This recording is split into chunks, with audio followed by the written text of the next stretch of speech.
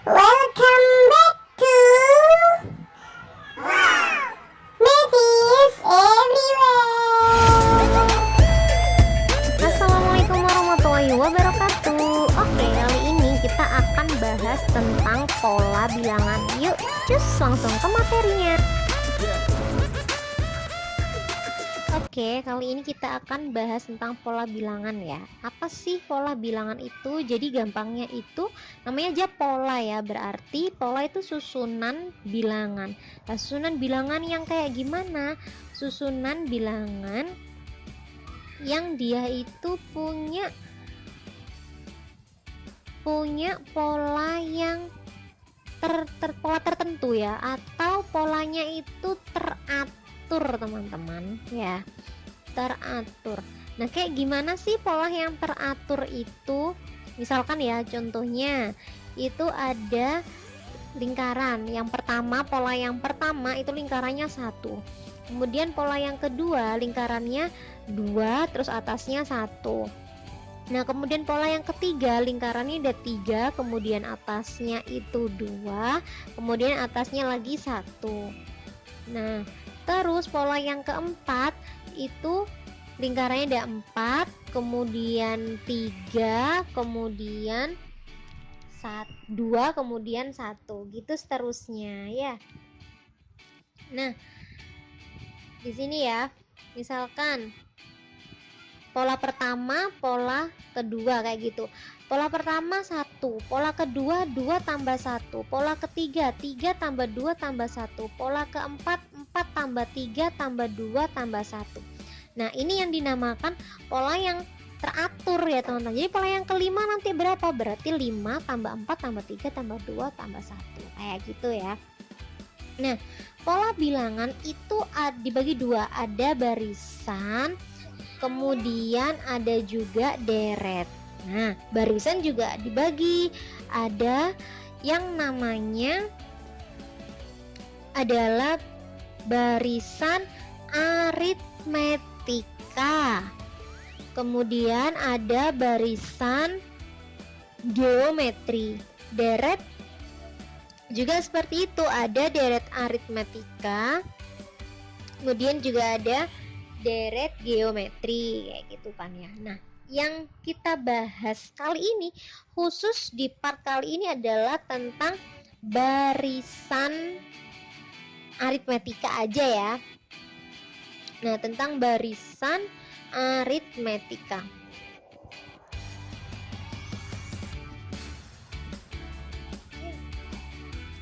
Oke. Apa sih barisan aritmetika itu apa? Berarti selisih, nah gampangnya gini ya, selisih tiap pola berurutan itu berurutan. Oke, selisih tiap pola berurutan itu adalah tetap atau sama ya. Gimana maksudnya selisih tiap pola berurutan itu tetap atau sama? Oke, coba kita lihat contohnya ya teman-teman. Nah, misalkan contohnya ada 1, kemudian pola berikutnya adalah 3, kemudian 5, kemudian 7. Oke, selanjutnya adalah 9 dan seterusnya sampai tak terhingga ya teman-teman ya. Nah, ini selisih dari 1 ke 3 itu berapa? Ternyata ditambah 2, 3 ke 5 juga tambah 2, 5 ke 7 juga ditambah 2, kayak gitu seterusnya. Ini yang dinamakan polanya itu tetap ya. Jadi kalau ditambah 2 tambah 2 terus kayak gitu. Kalau nanti dikurang 2 juga kurang 2 terus kayak gitu ya teman-teman ya. Berarti nanti setelah 9 berapa? 11. Kemudian tambah 2 lagi 13 kayak gitu ya kan. Nah, tapi nanti kalau misalkan ditanya pola, oke, ini itu aja ya. Saya menamakan yang pertama itu kan pola pertama dengan N. Pola itu saya namakan dengan N, berarti N pertama, N kedua, N ketiga, N keempat, N kelima kayak gitu ya.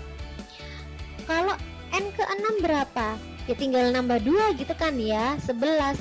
Gampang kalau kita ditanyanya itu apa namanya, n ke 6, n ke 7 tinggal nambah. Tapi kalau yang ditanyakan n ke 1000 gimana? Nah, karena yang ditanyakan itu jauh ya, banyak banget lah, akhirnya kita memerlukan yang namanya rumus umum teman-teman.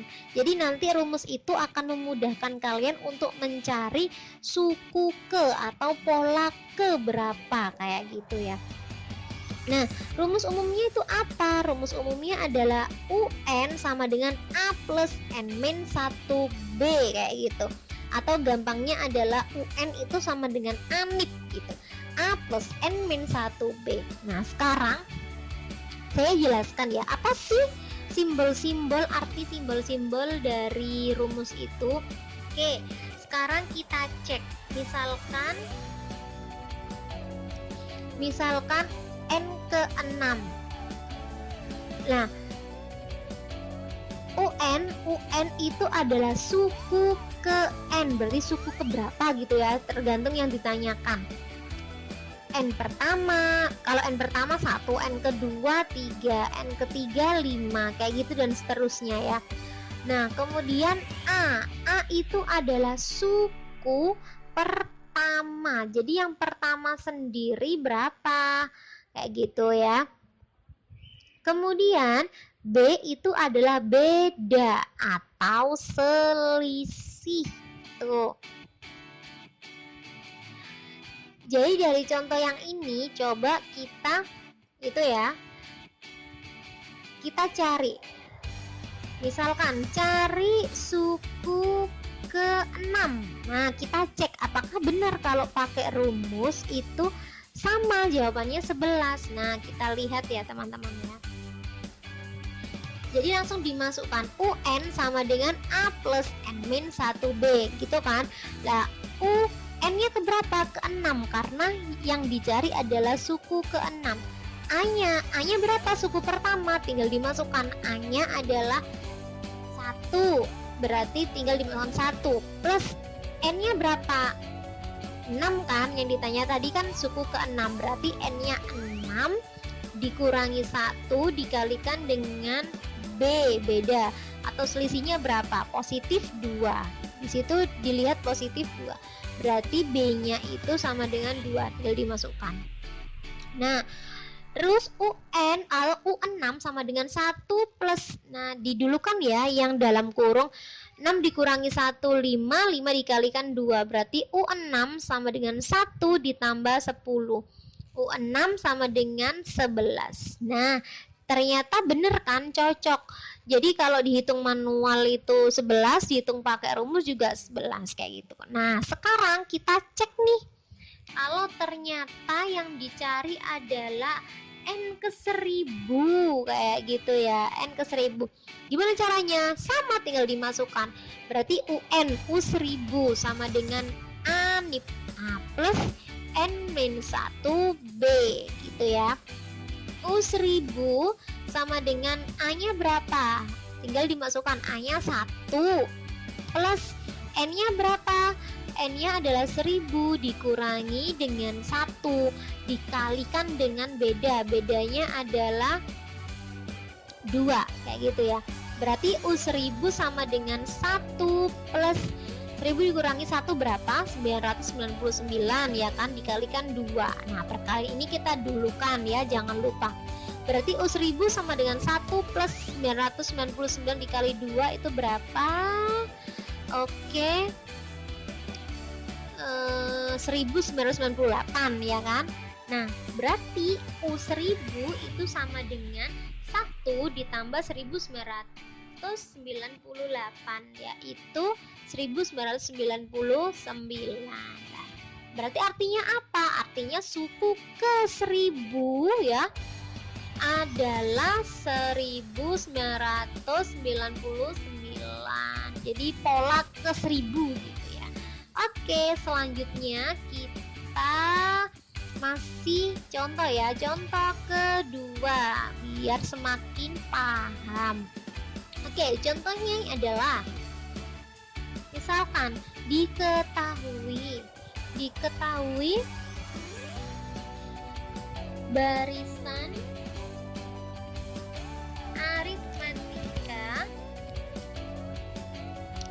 barisan aritmetika, di situ 2, 5, 8, 11 dan seterusnya hingga tak terhingga ya kan. Kemudian yang ditanyakan adalah tentukan suku ke berapa ya? Ke 50. Oke. Nah, sama. Kalau tentukan suku ke 50, caranya, langkahnya itu cari A-nya, cari B-nya. Ini kita cari B-nya dulu ya. Jadi ternyata 2 ke 5 nambah 3, 5 ke 8 nambah 3, 8 ke 11 juga nambah 3. Berarti sudah bisa dipastikan bahwa bedanya adalah 3 kayak gitu. Terus A-nya berapa? Suku pertamanya berapa? 2, ya kan? Nah, kalau sudah ada A-nya, sudah ada B-nya, tinggal kita masukkan ke rumusnya langsung. UN ya teman-teman. U50 sama dengan ANIP. A plus N-1B kayak gitu. Berarti tinggal dimasukkan aja A-nya berapa. Oke, U50 sama dengan A-nya adalah 2 ya kan, karena suku yang paling awal adalah 2, ditulis 2 plus N-nya berapa? Ya 50 karena suku ke 50 gitu kan, dikurangi 1 dikalikan B. B-nya adalah bedanya, selisihnya 3 ya. Udah dimasukkan 3. Nah, kemudian tinggal dihitung. U50 sama dengan 2 plus 50 dikurangi 1, 49 dikalikan 3. Berarti 2 plus 49 dikali 3 adalah 100 berapa tuh? 147 ya. Oke, berarti 2 ditambah 147 adalah 149. Berarti U50 atau suku ke-50 adalah 149. Gitu ya. Oke. Lanjut biar semakin paham. Contoh ketiga. Contoh ketiga lah. Kalau contoh ketiga ini, jadi pertanyaan itu nggak hanya kalau suku ke-10 berapa, suku ke-50 berapa. Bisa jadi pertanyaannya seperti ini. 239. Lah, ditanyain suku ke berapakah 239 itu dari barisan aritmatika 5, 14, 23 kayak gitu kan. Tetap ya teman-teman ya. Yang dicari adalah langkahnya itu kalian cari A dan B-nya dulu. Oke, kita cari bedanya dulu ya. 5 ke 14 itu nambah 9 ya kan. 14 ke 23 juga nambah 9 gitu terus. Berarti kita sudah bisa memastikan bahwa bedanya atau selisihnya adalah 9. A-nya berapa lalu? Berarti A-nya adalah 5 gitu ya. Oke, langsung kita masukkan ke rumusnya. UN sama dengan ANIP. A plus N-1B gitu kan. Nah, UN karena kita nggak tahu kan N keberapa, dia yang ditanyain N keberapa itu yang ditanyain, tapi kita tahu bahwa sukunya itu adalah 239, bukan sukunya ya, tapi pola yang ke N itu adalah 239. Berarti kita masukkan UN-nya 239, kemudian A-nya 5, N-nya itu kita masih tanyakan N-1 dikalikan bedanya ketemu 9, berarti tinggal dikalikan 9. Nah, berarti 239 sama dengan 5 ditambah ini yang, nah ini harus kalian itu ya, ingat ya, sifat distributif atau SCTV. Berarti 9 dikalikan N, kemudian 9 dikalikan negatif 1. 9 dikalikan N adalah 9N, kemudian 9 dikalikan negatif 1 adalah negatif 9. Nah, kalau udah kayak gini, misi kita adalah mencari N ya kan. Berarti kita hitung dulu ya yang angka sama angka. 239 sama dengan 5 dikurangi 9. Bisa gitu ya. Atau bisa 9N-nya kita tulis terlebih dahulu. 9N, kemudian 5 dikurangi 9. 5 dikurangi 9 itu adalah negatif 4 ya. Nah, kalau sudah kayak gini, maka N-nya kita sendirikan. Berarti yang angka sama angka gitu ya. 9N sama dengan, nah 239 tetap. Kemudian negatif 4 pindah ke ruas satunya, itu jadi positif ya. 239 ditambah 4. Nah, ditambah 4 sama dengan 9N. Nah, sekarang kita jumlah 239 ditambah 4. Nah, itu kebanyakan ya itu ya. Seharusnya oke, seharusnya itu adalah 243 ya. 243 sama dengan 9N. Nah, berarti N sama dengan 243 dibagi 9 ya. Oke, kita benarkan dulu. Oke. Nah, itu 243. Nah, 243 dibagi 9 itu sama dengan 27, teman-teman. Berarti kalau N-nya ketemu 27, artinya apa? Artinya adalah 239 itu adalah suku ke-27, teman-teman. Kayak gitu ya, oke? Jadi intinya langkahnya cuma 2 ya. Cari A, cari B, kemudian sudah jawab yang ditanyakan. Nah, ini selanjutnya silakan kerjakan latihan ya, teman-teman. Misalkan yang pertama, diketahui barisan bilangan 8, 15, 22, 29. Kalian disuruh menentukan suku ke-30. A-nya diketahui 8, kayak gitu kan. Nah, terus B-nya nanti juga dicari, kayak gitu. Kemudian baru dicari suku ke-30. Kemudian nomor 2, suku ke-15 dari barisan aritmatika 3, 7, 11, 15 adalah sama ya kayak tadi ya.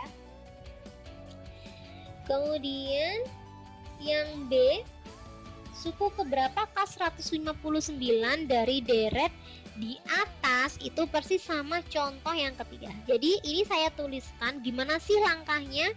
Langkah kalau cari suku ke N kayak gitu ya. Mencari suku ke N. Yang pertama seperti yang saya katakan tadi, yang pertama adalah cari suku pertama. Ya, kalau suku pertamanya sudah ada, kemudian yang kedua adalah cari bedanya. Cari beda atau selisihnya. Nah, ketiga langsung masukkan di rumusnya. Udah deh, ketemu nanti tergantung yang ditanyakan apa. Kayak gitu ya. Oke, jadi teman-teman, latihan ini silakan dikerjakan di buku tulis kalian masing-masing ya. Insya Allah mudah kalau kalian tadi memahami contoh-contoh yang Ustazah berikan kayak gitu ya. Contohnya sama dengan latihannya. Oke, kerjakan di buku, nanti pengumpulannya sesuai dengan instruksi yang ada di tabel. Oke, semoga bermanfaat. Assalamualaikum warahmatullahi wabarakatuh.